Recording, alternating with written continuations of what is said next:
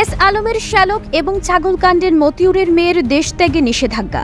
বিস্তারিত দেখুন অগ্রযাত্রা ডেস্ক রিপোর্টে। এস আলম গ্রুপের মালিক মোহাম্মদ সাইফুল আলমের শ্যালক মোহাম্মদ আরশাদের বিরুদ্ধে ভ্রমণ নিষেধাজ্ঞা জারি করেছেন আদালত। একই আদালত এনবিআরের সাবেক সদস্য মোহাম্মদ মতিউর রহমানের মেয়ে ফারজানা রহমান ইপসিতার দেশত্যাগেও নিষেধাজ্ঞা জারি করা হয়েছে। সোমবার ঢাকা মেট্রোপলিটন সিনিয়র স্পেশাল জজ আদালতের বিচারক মোহাম্মদ জাকির হোসেন এসব আদেশ দিয়েছেন। আদালত সূত্রে জানা গেছে ৫৩ কোটি ৪১ লক্ষ টাকার অবৈধ সম্পদ অর্জন এবং ২ কোটি ৪৫ লক্ষ টাকার সম্পদের তথ্য গোপন করার অভিযোগ আনা হয়েছে সাবেক এনবিআর সদস্য মতিউরের মেয়ে ফারজানা রহমান ইপসিতার বিরুদ্ধে।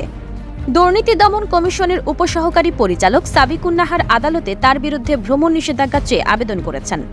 আবেদনে বলা হয়েছে, ইপসিতা যে কোনো সময় দেশ ছেড়ে পালাতে পারেন, তাই তার বিদেশ যাওয়া আটকানো প্রয়োজন।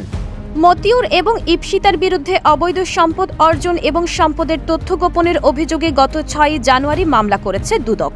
দুদকের আবেদনের পরিপ্রেক্ষিতে আদালত আরশাদ এবং ইপসিতার দেশত্যাগে নিষেধাজ্ঞার আদেশ দিয়ে পরবর্তী ব্যবস্থার জন্য আদেশের কপি পুলিশের বিশেষ শাখার পুলিশ সুপারের কাছে পাঠানোর নির্দেশ দিয়েছেন।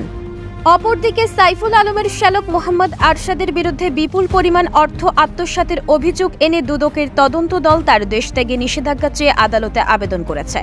দুদকের উপসহকারী পরিচালক মোহাম্মদ আবুল ফয়েজের পক্ষে দুদক পাবলিক প্রসিকিউটর মীর আহমেদ আলী সালাম এই আবেদন দাখিল করেছেন। আবেদনে বলা হয়েছে, আরশাদ এবং তার স্ত্রী অবৈধভাবে এস আলমের উপার্জিত বিপুল পরিমাণ অর্থ তাদের কাছে রেখেছিলেন।